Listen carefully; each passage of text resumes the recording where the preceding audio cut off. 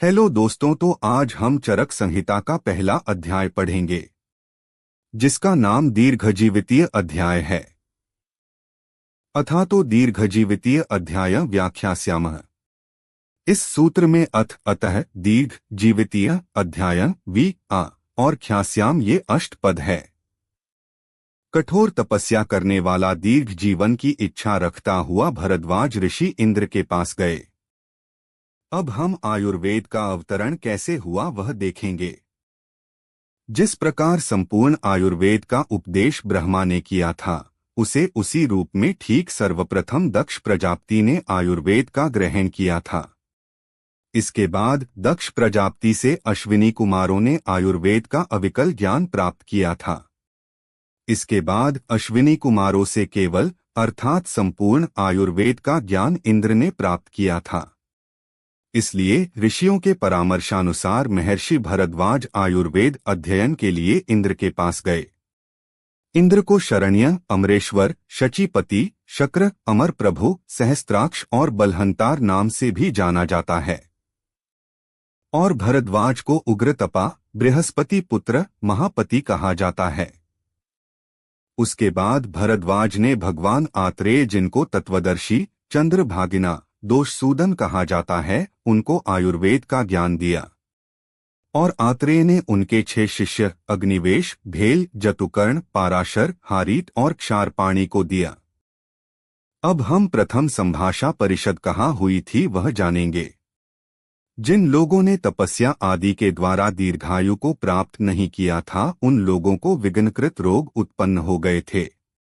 तब प्राणधारियों पर दया भाव को आगे कर पुण्य कार्य करने वाले महर्षिगण हिमालय पर्वत के एक सुंदर भाग में एकत्रित हुए, जिसमें कुल 53 ऋषि शामिल थे। और उसमें सबसे पहले ऋषि का नाम अंगीरा था। धर्मार्थ काम मोक्षाणाम आरोग्य मूलम उत्तमम रोगास्तस्यापहर्तारः श्रेयसो जीवितस्य च। इसका अर्थ यह है कि आरोग्य चतुर्विध पुरुषार्थ का मूल है।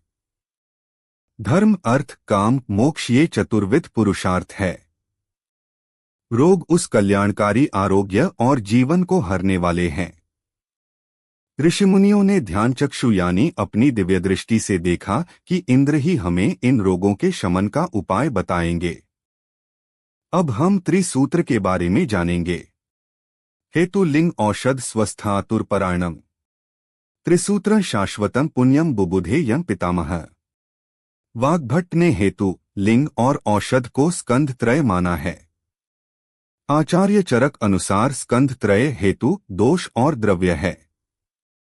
त्रिसूत्र का वर्णन स्वस्थ एवं आतुर दोनों के लिए किया गया है। शाश्वत, पुण्य, अनंत, पार, त्रिस्कंध ये आयुर्वेद के विशेषण है।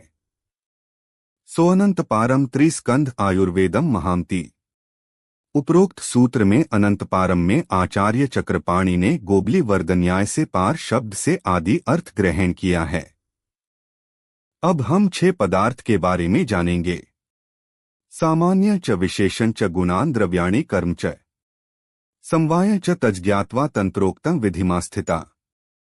वैशेषिक दर्शन में कुल 6 पदार्थ का वर्णन किया गया है, जिसमें मुख्य पदार्थ द्रव्य, गुण और कर्म है, और उप पदार्थ सामान्य, विशेष और समवाय है। बुद्धि, सिद्धि, स्मृति, मेधा, धृति, कीर्ति, क्षमा, दया ये 8 ज्ञान के देवता है। अब हम अलग अलग आचार्य ने पदार्थ कितने माने हैं वह देखेंगे। आयुर्वेद में कुल 6, नव्यन्याय में 7, प्रभाकर ने और माधव ने 8, गौतम सूत्र ने 16, पतंजलि ने 25 और सुश्रुत ने असंख्य पदार्थ माने हैं। अब हम त्रिदंड के बारे में पढ़ेंगे। सत्व आत्मा शरीरम च त्रयमेतत् त्रिदंडवत् लोकस्तिष्ठति संयोगात् तत्र सर्व प्रतिष्ठन। सत्व, आत्मा और शरीर ये त्रिदंड है। इनके संयोग से यह लोक अर्थात जीवात्मा युक्त शरीर रहता है और इसी शरीर में सब कुछ प्रतिष्ठित है। अब हम आयुर्वेद की परिभाषा पढ़ेंगे। हिताहितं सुखं दुःखं आयुस्तस्य हिताहितं मान च तच्च यत्रोक्तं आयुर्वेदः स उच्यते। इसका अर्थ यह है कि जिस ग्रंथ में हितायु, अहितायु, सुखायु और दुखायु इन 4 प्रकार को आयु के लिए हित, पथ्य, अहित, अपथ्य, इस आयु का मान, प्रमाण और अप्रमाण और आयु का स्वरूप बताया गया हो, उसे आयुर्वेद शास्त्र कहा जाता है। शरीर, इंद्रिय, मन और आत्मा के संयोग को आयु कहते हैं। धारी, जीवित, नित्यग, अनुबंध और चेतना शक्ति का होना ये सारे आयु के पर्याय हैं। अब हम सामान्य और विशेष के बारे में पढ़ेंगे। सर्वदा सर्वभावानां सामान्यं वृद्धि कारणं हास्हेतु विशेषश्च प्रवृत्ति उभयस्यतु सामान्यम एकत्व कर्म विशेषस्तु पृथक्त्वकृत तुल्यार्थता ही सामान्यम विशेषस्तु विपर्ययः। इसका अर्थ यह है कि सदा सभी भावों की वृद्धि करने वाला सामान्य होता है और हास यानी कम करने वाला का कारण विशेष होता है। इस आयुर्वेद शास्त्र में सामान्य और विशेष दोनों की प्रवृत्ति की जाती है, अर्थात इन दोनों की प्रवृत्ति से दोष, धातु एवं मलों की वृद्धि और हास किया जाता है। एकत्व बुद्धि को उत्पन्न करने वाला सामान्य होता है और जो विभिन्न बुद्धि को उत्पन्न करता है वह विशेष अर्थात जो अलग करने वाली बुद्धि है उसे विशेष कहा जाता है। सामान्य तुल्य अर्थ को बतलाता है, विशेष इनसे विपरीत अर्थ का बोध कराता है।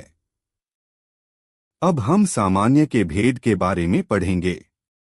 सामान्य के 3 भेद है, एक द्रव्य सामान्य, दूसरा गुण सामान्य और तीसरा कर्म सामान्य। एक द्रव्य सामान्य, इसका एग्जाम्पल, मांस खाने से मांस बढ़ता है क्योंकि बकरे के मांस में जो मांसत्व है वह मनुष्य के मांस में भी पाया जाता है, इसलिए मांस के खाने से मांस की वृद्धि होती है। उसमें भी मांस खाने वाले जो जंतु होते हैं उसके मांस खाने से विशेष रूप से मांस की वृद्धि होती है। इसीलिए कहा गया है सर्वदा सर्वभावानां सामान्यम वृद्धि कारणम। 2 गुण सामान्य, इसका एग्जाम्पल, दूध एवं घी खाने से शुक्र की वृद्धि होती है। दूध और घी गुण में मधुर, स्निग्ध और शीत होते हैं, इसी प्रकार अन्य जो भी द्रव्य मधुर, स्निग्ध, शीत होते हैं वे सभी द्रव्य शुक्रवर्धक होते हैं, क्योंकि शुक्र गुण में मधुर, स्निग्ध और शीत होता है। इसी तरह स्निग्ध, गुरु, मधुर, सांद्र, पिच्छिल गुणयुक्त जो भी द्रव्य होते हैं वे कफ को बढ़ाने वाले होते हैं, जैसे कि दही, गुड़, घृत आदि। इसका लक्षण सामान्यम एकत्व कर्म है। इसको आप गुस्सा से याद रख सकते हो। 3 कर्म सामान्य, इसका एग्जाम्पल, वायु का कर्म चंचल होता है अतः दौड़ने से वायु बढ़ता है। कफ का कार्य स्थिरता उत्पन्न करना है अतः सोने या बैठने से कफ की वृद्धि हो जाती है। इसका लक्षण तुल्यार्थता ही सामान्यम है। इसको आप तुक से याद रख सकते हो। अब हम विशेष के भेद पढ़ेंगे। एक द्रव्य विशेष, इसका एग्जाम्पल, अस्थि मांस से विशेष भिन्न होता है। मांस की वृद्धि होने पर अस्थि का प्रयोग किया जाए तो वह हानिकारक होता है, या वायु प्रधान जोन्हरी का सेवन करने से पार्थिव गुण विशिष्ट मांस का नाश करने वाला होता है। अतः स्थूल शरीर वाले मनुष्यों के मांस को कम करने के लिए जोहरी, बाजरा आदि द्रव्यों का प्रयोग किया जाता है। इसका लक्षण हास हेतु विशेषश्च है। 2 गुण विशेष, इसका एग्जाम्पल, वायु रूक्ष, लघु और शांत होता है। तेल स्निग्ध, गुरु और उष्ण युक्त होता है, इसीलिए तेल के प्रयोग से वायु का हास होता है। इसका लक्षण विशेषस्तु पृथक्त्वकृत है। इसको आप वीआईपी लोगों का गुण से याद रख सकते हो। 3 कर्म विशेष, इसका एग्जाम्पल, वायु चल होता है। बैठना, सोना आदि कर्म स्थिरता उत्पन्न करने वाला विशेष होता है, अतः बैठना, सोना आदि कर्म वायुनाशक होता है। इसी तरह कफ स्थिर होता है, उससे विशेष भिन्न दौड़ना, तैरना आदि क्रियाओं से कफ का नाश होता है। इसका लक्षण विशेषस्तु विपर्यय है। इसको आप विविका कर्म से याद रख सकते हो। अब हम द्रव्य के बारे में पढ़ेंगे। द्रव्य का क्लासिफिकेशन दो पार्ट में किया गया है, एक कारण द्रव्य और दूसरा कार्य द्रव्य। कारण द्रव्य की संख्या 9 है। इसमें ख आदि पंचमहाभूत और आत्मा, मन, काल और दिशा आता है। कार्य द्रव्य दो प्रकार के होते हैं, एक सेंद्रिय चेतन द्रव्य और दूसरा निरिंद्रिय चेतन द्रव्य। सेंद्रिय चेतन के दो भेद है, एक अंतः चेतन और दूसरा बहिर चेतन। अंतः चेतन उसे कहते हैं जिसमें ज्ञान शक्ति और सुख दुख का अनुभव होता हो पर अपने पर आई हुई विपत्ति या आक्रमण का निराकरण करने में समर्थ नहीं होता हो। अंतः चेतन के पुनः वनस्पति, वानस्पत्य, औषध और विरुद्ध ये चार भेद है। और बहिर चेतन उसे कहते हैं जिन्हें अंतः ज्ञान होता है और उनके ऊपर कोई आपत्ति या आक्रमण हो तो उसे निराकरण करने में भी समर्थ होते हैं। बहिर चेतन के पुनः जरायुज, अंडज, स्वेदज और उद्भिद ये चार भेद है। निरिंद्रिय के प्राकृतिक और कृत्रिम ऐसे दो भेद है। अब हम अलग अलग आचार्य ने द्रव्य की क्या परिभाषा की है वह देखेंगे। यत्राश्रिताः कर्मगुणाः कारण समवायी यत् तद् द्रव्यम्। यह लाइन में चरक ने बताया है कि जिसमें कर्म और गुण आश्रित रहते हैं और जो कर्म और गुण का समवायी कारण है उसे द्रव्य कहते हैं। सुश्रुत ने क्रिया गुणवत् समवायी कारणम द्रव्यम कहा है। भाव प्रकाश ने रसादीनाम पंचानाम भूतानाम यदाश्रय भूतम तद् द्रव्यम कहा है। वैशेषिक दर्शन में क्रिया गुणवत् समवाय कारणमिति द्रव्य लक्षणम ऐसा कहा गया है। द्रव्य के तीन भेद है, एक दोष प्रशमक, दूसरा धातु प्रदूषक और तीसरा स्वस्थ हितकर। अब हम गुण के बारे में पढ़ेंगे। समवायी तो निश्चेष्ट कारण गुण है। जो समवाय से द्रव्य में आश्रित हो, कर्म रहित हो, गुण रहित, कार्य के प्रति असमवायी कारण हो उसे गुण कहते हैं। अब हम अलग अलग आचार्य ने गुण कितने माने हैं वह देखेंगे। चरक ने 41, योगींद्रनाथ सेन ने 42, न्याय दर्शन में 24, वैशेषिक दर्शन में 17, योगींद्रनाथ सेन ने चरकोक्त 41 प्लस मन को आत्मगुण में शामिल कर कुल 42 गुण माने हैं। अब हम चरक के 41 गुण कौन से हैं वह देखेंगे। चरक ने इंद्रिय गुण या वैशेषिक या विशिष्ट गुण 5 माने हैं। चरक ने गुरवादी गुण या चिकित्सीय गुण या शारीर गुण 20 माने हैं। चरक ने आत्मगुण या आध्यात्मिक गुण या सात्विक गुण 6 माने हैं और परादि गुण या चिकित्सा सिद्धि के उपाय 10 माने हैं। अब हम कर्म के बारे में पढ़ेंगे। संयोगे च विभागे च कारणम द्रव्यम आश्रितम। कर्तव्यस्य क्रिया कर्म कर्म नान्यदपेक्षते। जो एक ही साथ संयोग और विभाग में कारण हो एवं द्रव्य के आश्रित हो उसे कर्म कहते हैं। कर्तव्य की क्रिया को कर्म कहते हैं। यह कर्म संयोग एवं विभाग में किसी अन्य कारण की अपेक्षा नहीं करता, अर्थात कर्म केवल क्रिया की अपेक्षा करता है। प्रयत्नादि कर्म चेष्टित मुच्यते। प्रयत्न द्वारा की गई चेष्टा कर्म कहलाती है। वैशेषिक दर्शन में 5 प्रकार के कर्म उत्क्षेपण, अवक्षेपण, आकुंचन, प्रसारण तथा गमन का वर्णन किया गया है। चरक ने 3 एवं 5 कर्म माने हैं। दृष्ट हि त्रिविधं कर्महीन मध्यम उत्तमम। कर्म पंचर्विध मुक्त वमनादि। इस पॉइंट को हमेशा याद रखना कि द्रव्य हमेशा गुणकर्म आश्रय होता है और जो गुण होता है वह अनगुण कर्म आश्रय होता है। अब हम समवाय के बारे में पढ़ेंगे। समवायो अपृथक भावो भूम्यादिना गुणैर्मतः। सन्नित्यो यत्र हि द्रव्य न तत्रान्यतो गुणः। पृथ्वी आदि द्रव्यों के साथ गुणों का अपृथक भाव यानी अलग न होना ही समवाय माना जाता है। यह नित्य है क्योंकि जहां द्रव्य रहता है वहां समवाय संबंध नित्य रहता है। कभी भी द्रव्यों में गुण अनिश्चित नहीं रहता अर्थात निश्चित ही रहता है। अब हम आयुर्वेद तंत्र का प्रयोजन पढ़ेंगे। कार्य धातुसाम्यम इहोचते। धातुसाम्य क्रिया चोक्ता तंत्रस्य आस्य प्रयोजन। इस आयुर्वेद शास्त्र में धातुओं को सामय करना कार्य है। इस शास्त्र का प्रयोजन भी धातुओं को सामय करना ही है। अब हम रोगों के त्रिविध हेतु पढ़ेंगे। काल बुद्धीन्द्रियार्थाना योगो मिथ्या न च अति च। द्वय आश्रयणाम व्याधिना त्रिविधो हेतु संग्रह। शरीर और मन के आश्रयभूत व्याधियों की उत्पत्ति होने में काल, बुद्धि और इंद्रियों के विषयों का मिथ्या योग, अयोग, अतियोग, इन तीन हेतुओं का संक्षेप में संग्रह किया गया है। शरीर और मन ये दोनों रोगों के आश्रय स्थान है तथा सुख का भी आश्रय ये मन और शरीर ही है। काल बुद्धीन्द्रियार्थ का संयोग सुख का कारण होता है। चरक शारीर एक में वेदना के तीन अधिष्ठान शरीर, मन और इंद्रिय बताया गया है। अब हम आत्मा के बारे में पढ़ेंगे। आत्मा रोग का आश्रय नहीं पर श्रेष्ठ या सूक्ष्म आत्मा निर्विकार यानी सुख दुख से रहित है। वही आत्मा सत्व यानी मन, भूत यानी पंचमहाभूत, गुण यानी भूतों का गुण, शब्द, स्पर्श, रूप, रस, गंध या सत्व, रज, तम और 10 इंद्रियों से युक्त होता है, तब चैतन्य यानी ज्ञान प्राप्त करने में कारण होता है।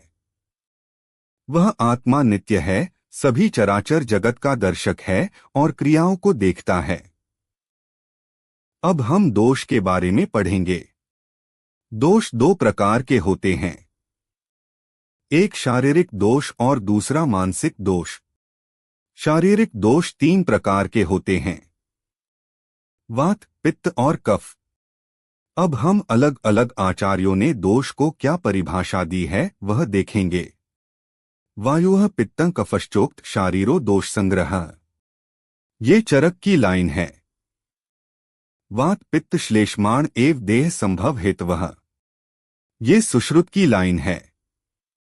वायुः पित्तं कफश्चेति त्रयोदोषाः समासतः, ये वाग्भट्ट की लाइन है। मानस दोष 2 प्रकार के होते हैं, रज और तम। मानसः पुनरुद्दिष्टो रजश्च तम एव च। अब हम दोषों की चिकित्सा पढ़ेंगे। शारीरिक दोष की चिकित्सा दैवव्यपाश्रय और युक्तिव्यपाश्रय से की जाती है और मानस रोग की चिकित्सा ज्ञान, विज्ञान, धैर्य, स्मृति और समाधि से की जाती है। अब हम दोषों के गुण और उसकी चिकित्सा पढ़ेंगे। चरक ने वात, पित्त और कफ के 7 गुण बताए हैं। वायु रुक्ष, शीतल, लघु, सूक्ष्म, चल, विशद और खर इन भौतिक गुणों से युक्त होता है। इन गुणों के विपरीत गुण वाले द्रव्यों से वायु का शमन होता है। पित्त ईषत् स्नेह युक्त, गरम, तीक्ष्ण, द्रव, अम्ल, सर और कटु गुण युक्त होता है। इनसे विपरीत गुण वाले द्रव्यों के प्रयोग से पित्त का शमन होता है। कफ गुरु, शीत, मृदु, स्निग्ध, मधुर, स्थिर और पिच्छिल गुण वाला होता है। इन गुणों से विपरीत गुण वाले द्रव्यों से कफ का शमन होता है। अब हम रस के बारे में पढ़ेंगे। रसनार्थो रसस्तस्य द्रव्यमापः क्षितिस्तथा निर्वृतो च विशेषे च प्रत्ययः खाद्यस्त्रयः। रसना के अर्थ का नाम रस है। रस का आधार द्रव्य जल और पृथ्वी है और रस की उत्पत्ति में भी जल और पृथ्वी कारण द्रव्य है। रस के विशेष ज्ञान मधुरादि में अप्रधान कारण आकाश, वायु और अग्नि है। मधुर, अम्ल, लवण, कटु, तिक्त और कषाय ये षड्रस है। वाग्भट्ट ने कटु को उष्ण और लवण को पटु कहा है। मधुर, अम्ल और लवण ये 3 रस वात को शांत करते हैं। कषाय, मधुर और तिक्त ये 3 रस पित्त को शांत करते हैं। कषाय, कटु और तिक्त ये 3 रस कफ को शांत करते हैं। कटु, अम्ल और लवण रस पित्त को कुपित करते हैं। मधुर, अम्ल और लवण रस कफ को कुपित करते हैं। कटु, तिक्त और कषाय रस वात को कुपित करते हैं। अब हम रस में कौन से महाभूत प्रधान होते हैं वह पढ़ेंगे। मधुर रस में जल और पृथ्वी महाभूत होते हैं। अम्ल रस में पृथ्वी और अग्नि महाभूत होते हैं। लवण रस में अग्नि और जल की प्रधानता होती है। कटुरस में वायु और अग्नि की प्रधानता होती है। तिक्त रस में वायु और आकाश की प्रधानता होती है। कषाय रस में वायु और पृथ्वी की प्रधानता होती है। इसको आप जब पाजा वायु वायु वायु और आप से याद रख सकते हो। अब हम द्रव्य के भेद के बारे में पढ़ेंगे। कुछ द्रव्य दोषों को शांत करने वाले, कुछ द्रव्य धातुओं को दूषित करने वाले और कुछ द्रव्य स्वस्थवृत्त में हितकारी होते हैं। इस प्रकार प्रभाव से द्रव्यों के 3 भेद होते हैं। योनि या उत्पत्ति भेद से द्रव्य के 3 प्रकार है। 1 जांगम, 2 उद्भिद और 3 पार्थिव। जांगम द्रव्य की संख्या 19 है। पार्थिव द्रव्य की संख्या 6 है। औद्भिद द्रव्य 4 प्रकार के होते हैं।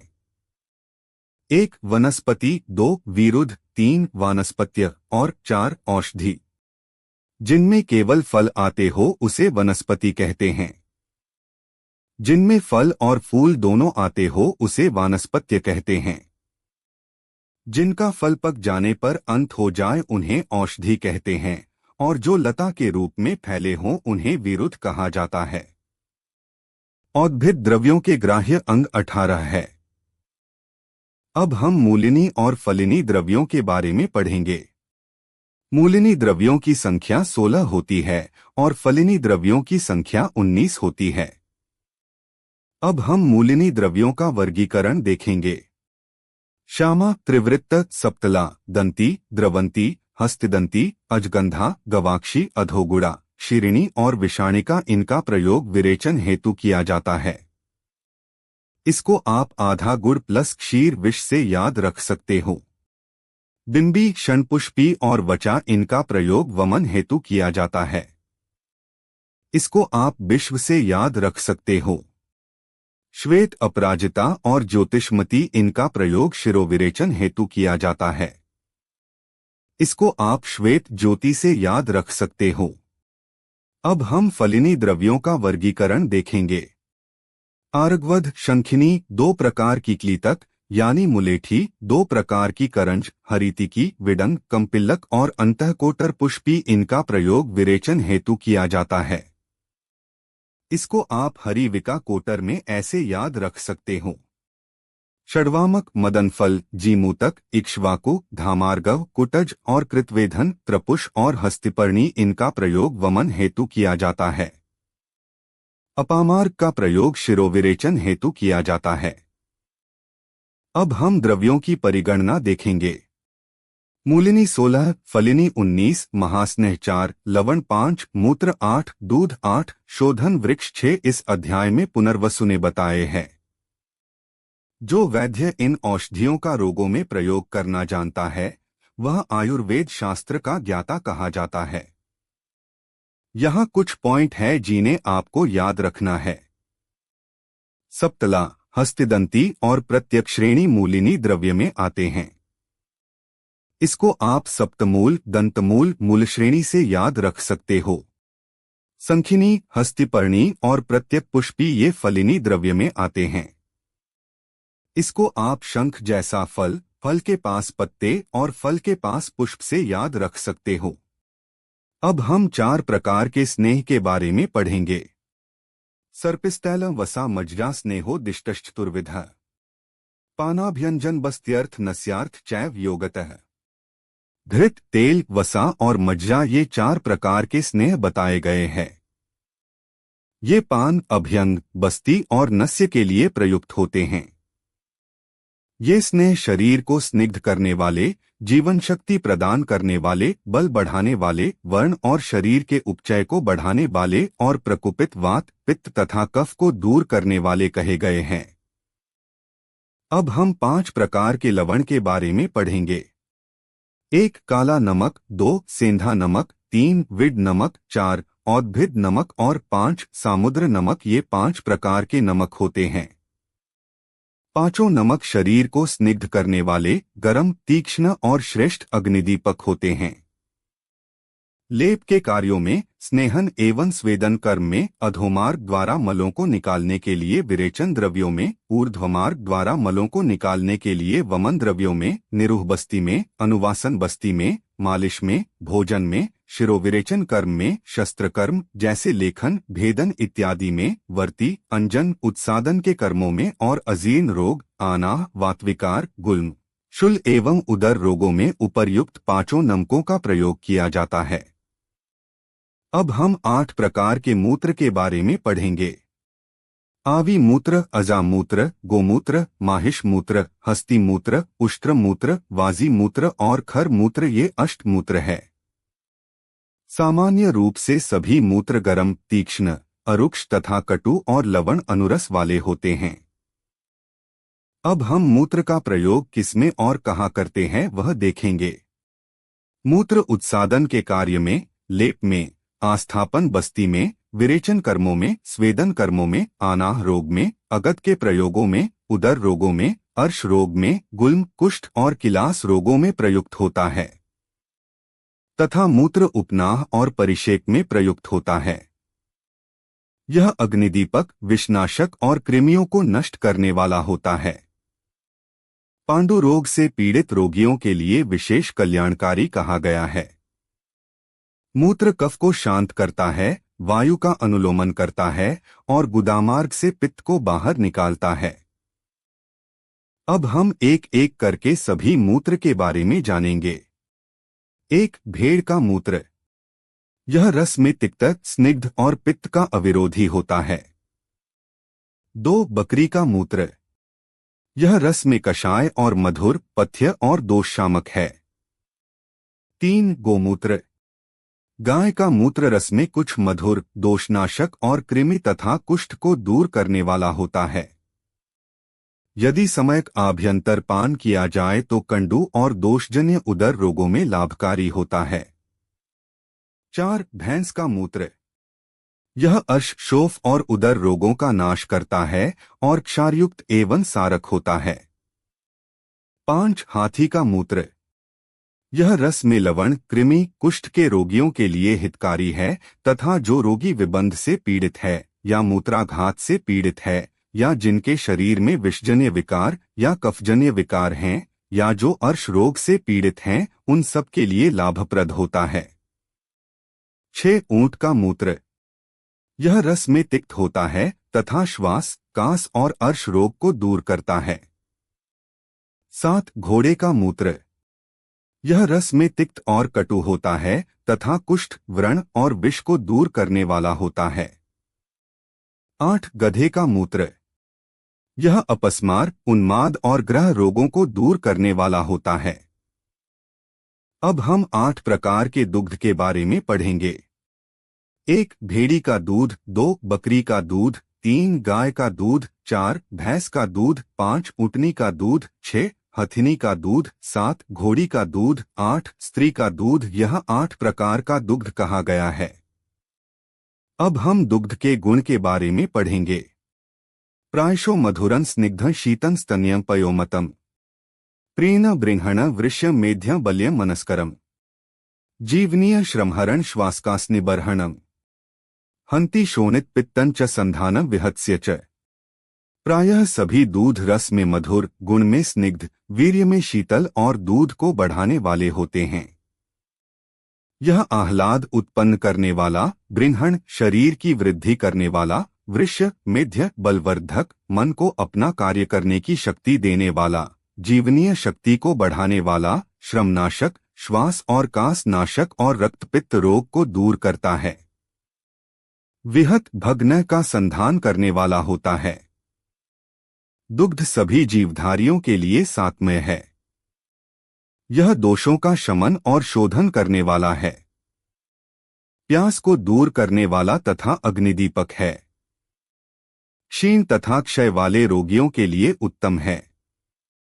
पांडुरोग, अम्लपित्त, शोष, गुल्म, उदर रोग, अतिसार, ज्वर, जीर्णश्वर, दाह, विशेषकर शोथ रोग, योनि रोग, शुक्रदोष, मूत्र रोग, प्रदर रोग, विबंध तथा वातपित्त के रोगियों के लिए दुग्ध पथ्य है।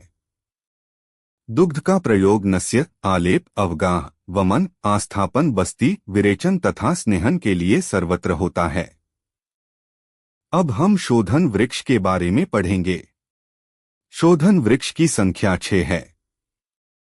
अर्क, स्नुही और अश्मंतक, इन तीन का क्षीर यूज होता है, इसलिए इसे क्षीरत्रय कहा जाता है।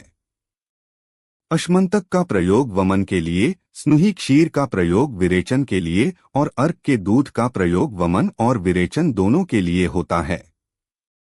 पुतीक, कृष्णगंधा और तिलवक, इन तीन का छाल यूज होता है, इसलिए इसे त्रिवल्कल कहा जाता है।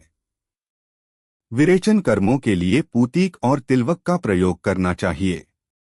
विसर्प, शोष, अर्श, दद्रु, विद्रधि, गलगंड, कुष्ठ और अलजी रोगों में शोधन के लिए कृष्णगंधा का प्रयोग करना चाहिए।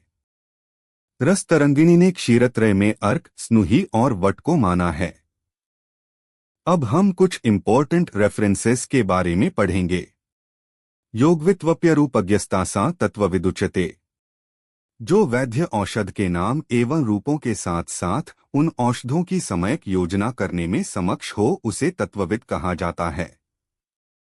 योगमासा तु यो विद्यात् देशकालोपादितम्, पुरुषं पुरुषं वीक्ष्य सज्ञेयो भिष्गुत्तमः, जो वैद्य रोगी की विधिवत परीक्षा करके देश, काल आदि के विचार कर तदनुसार औषधों के योग को जानता है, उसे उत्तम भिषक कहते हैं। यथा विषम यथा शस्त्रम यथा अग्निर्शनिर्यथा, तथा औषधम विज्ञातम विज्ञात अमृतं यथा। अज्ञात औषध विष, शस्त्र, अग्नि या इंद्र के वज्र के समान घातक होती है, जबकि विज्ञात औषध अमृत के समान प्राणरक्षक होती है। योगाद अपि विषम तीक्ष्णम उत्तम भेषजम भवेत्, भेषजम चापि दुर्युक्त तीक्ष्णम संपद्यते विषम, अत्यंत तीक्ष्ण विष भी समय प्रयोग करने से उत्तम भेषज बन जाता है। अब हम मूर्ख वैद्य द्वारा रोगी से धन लेने की निंदा पढ़ेंगे। जहरीले सांप का विष पीकर अपने प्राण गंवाना, या उबाले हुए ताम्र का जल पी लेना, या अग्नि में तपाए हुए लोहे की गोले खा जाना, ये सब अच्छा है। न तो श्रुत्वतो वेशम बिभ्रता शरणागतात, गृहीत मन्न पाना व वित्त व रोग पीड़ितात, किंतु छदंबर वैद्य का वेश बनाकर रोग से पीड़ित शरण में आए हुए रोगी से अन्न, पान अथवा धन लेना कदापि ठीक नहीं है। तदेव युक्तं भैषज्ञं यदारोग्याय कल्पते, सचैव भिषजा श्रेष्ठो रोगेभ्यो यह प्रमोचेत, वही औषधि श्रेष्ठ है जो रोग को दूर कर आरोग्य प्रदान कर सके और कोई दूसरी बीमारी न पैदा करे। वही वैद्य श्रेष्ठ है जो रोगी को रोग से पूरी तरह मुक्त कर स्वास्थ्य लाभ दे सके। इस तरह ये अध्याय पूरा हुआ। अगर वीडियो अच्छा लगा हो तो लाइक कीजिए और चैनल को सब्सक्राइब कीजिए।